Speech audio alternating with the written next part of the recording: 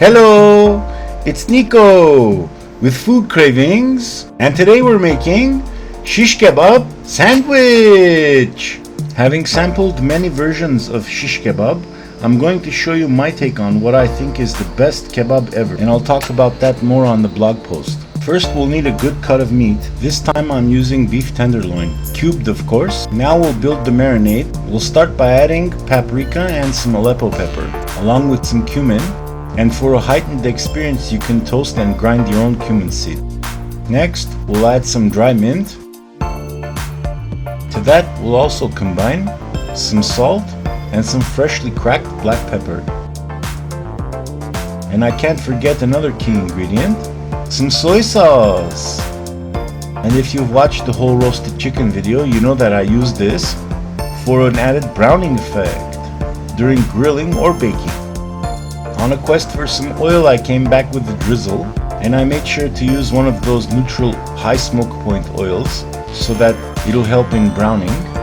Next, I added some salt and pepper and the cumin, along with the mint, paprika, and Aleppo pepper. Then I gave it the splash of soy sauce it needed. Quick note here, don't substitute any ingredients.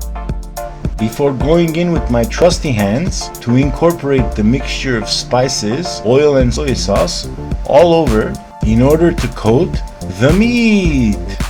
After putting it through what resembled the spin cycle, the marinating was done and I set the meat aside in the refrigerator for a few hours. Here's a pro tip, it's always best to marinate the meat the night before or as little as 2 hours ahead of time. Here I began skewering the meat along with the bell peppers and onions because it adds an extra flavor and it prevents the meat from burning and everything stays juicy. Trust me. And here's a pro tip. The term shish kebab comes from skewering the meat. It basically means meat on skewers or skewer kebab. As I was finishing up the skewering process, I quickly remembered you guys need another pro tip. So here it is. If working with kebabs on the grill or broiling them in the oven at high heat, what you want to do is go ahead and soak the skewers overnight or for a few hours in water. That'll prevent them from burning. At least you'll be able to save the edges. On a side note, as you watch the skewering process, you'll notice each skewer or shish, as they call it, are tightly packed and neatly uniform. Don't they look gorgeous? Now it's all done, and you're secretly getting a second recipe for, you guessed it, Armenian style rice pilaf with what we call shehriye. It's actually vermicelli, but who's counting? And we'll start this process as I already have here by toasting the vermicelli over high heat while keeping the pan moving and browning the vermicelli until it reaches a faint copper color. It's important to be very careful here because you don't want to burn this. As we continuously rotate the pan, you'll see that the shehriye gradually turns golden. And during this time, I remember that my hand got really tired, mainly my wrist, because I was rotating it around and around so that it won't burn. Another pro tip here, calling rice pilaf, quote unquote, basically states that you're saying rice twice in a sentence back to back. And since I know you don't want to sound redundant, it's okay to call this either pilaf or rice because both words mean the same thing. Through the miracle of time, as you've gotten dizzy enough, you'll notice the shehriye or vermicelli turned golden brown. Check it out! Man, doesn't that just look gorgeous? I know, you're waiting for it. But it's not time yet. After toasting the vermicelli like so, it was time to rinse the rice. And for this part, it's very important that you give it the quick rinses because we're removing the starch.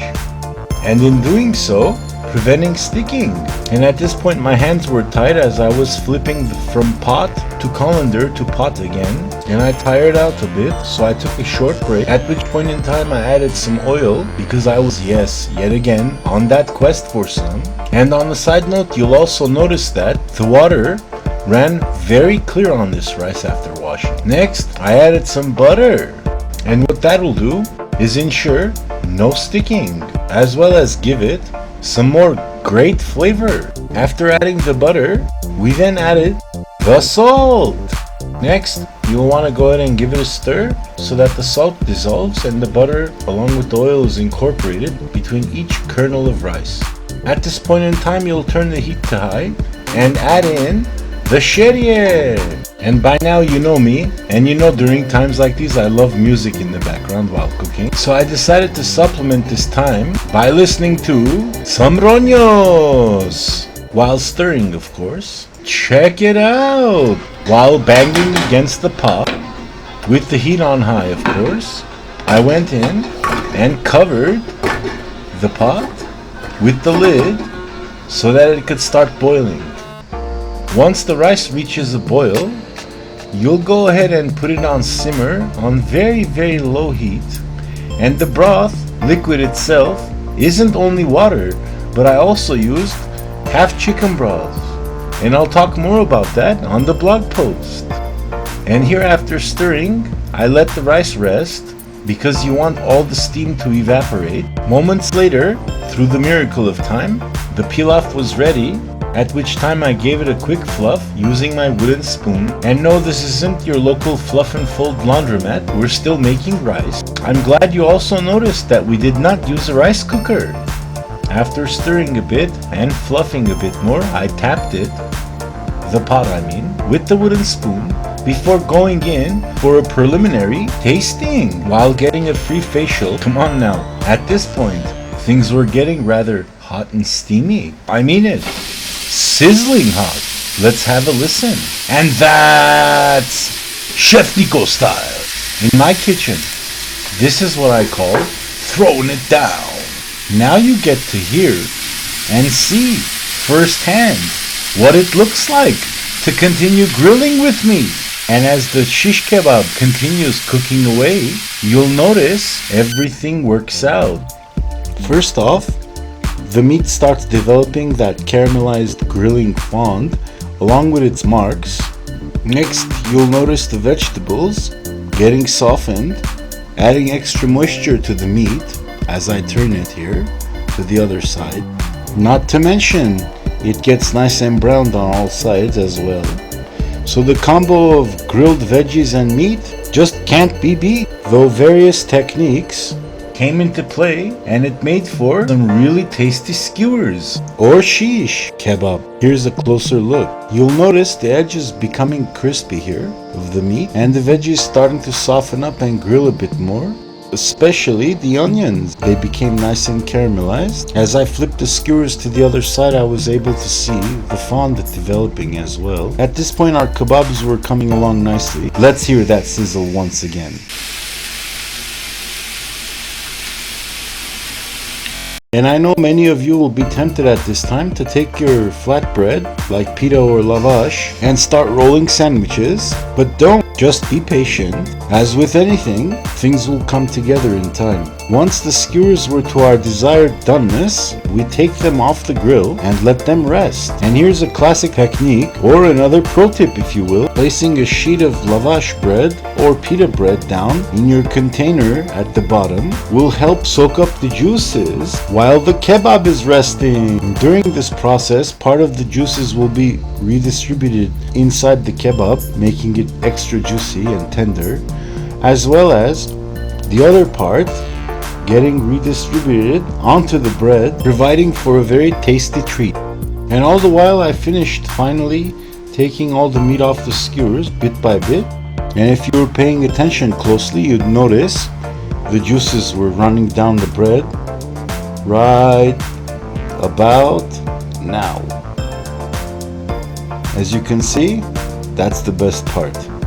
What you do is roll that up piece by piece and pop that in your mouth, and it's so good. Oh my god, that's actually one of the best parts. Here I go again, sliding the skewer out, dropping the meat, there go the juices. Oh wow. And these are the inner workings of Armenian barbecue, baby. Every video I've posted was to try and prepare you guys for what's to come in this video. I'll talk some more about it now as the kebab rests. The first video I posted, I was teaching you guys how to make authentic hummus or hummus. Next, I posted the baba ganoush recipe or tabule, giving you guys more mezes or appetizers. And now I'm teaching you how to grill Armenian or Mediterranean style, so that using all these components, including my latest fatoush salad, you guys can put together your very own meal and invite some company over. Along with using all these techniques to prepare these various dishes, you'll surely wow and dazzle your guests. They'll wonder, how'd you learn how to do this? Well, you'll simply tell them, I was craving something authentic. I wasn't wishing for it. It no longer became a food wish, it was a food craving. With Chef Nicko, as you know, knowledge is power. And since we empower ourselves through learning, you too can cook like a pro. Now, back to the recipe. So you laid out the sheets of lavash that are cut to your desired length and size, and you spread down some hummus, or by now you learned to properly pronounce it, so you call this hummus. After spreading your hummus down, it's time to add the kebab. Next, you'll stand back for a moment, admiring your accomplishments briefly, because before these videos you had no idea, well, some of you had no idea what any of this was. Then you'll do like I just did, and you'll roll up your sandwiches, and you'll practice so much so that they'll be ready in a flash. Here it is one more time. You'll start by spreading some hummus down on the lavash bread, open-faced of course. Then you'll place, ever so gently, each piece of shish-kebab down, followed by some of your caramelized onions and grilled peppers. Then you'll go ahead and start rolling. Once you've finished rolling your sandwiches, you'll realize that you'll need some pilaf and some salad, preferably some fatoush.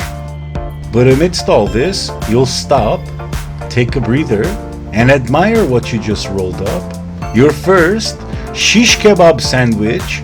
And if you're anything like me, this is the part where you'll go in for a taste, and after sinking your teeth into this, you'll realize that the meat was cooked perfectly good, medium rare, and the combination of spices, along with everything else that we're plating up right now, including the fatoush salad, the hummus, and the sheria rice, couldn't be beat. I hope you've enjoyed today's recipe for Shish-Kebab Sandwich. Please don't forget to like and subscribe for recipes and more info, along with ingredient amounts. Please don't forget to visit www.chefnicko.blogspot.com. Thank you, bon appetit, and enjoy.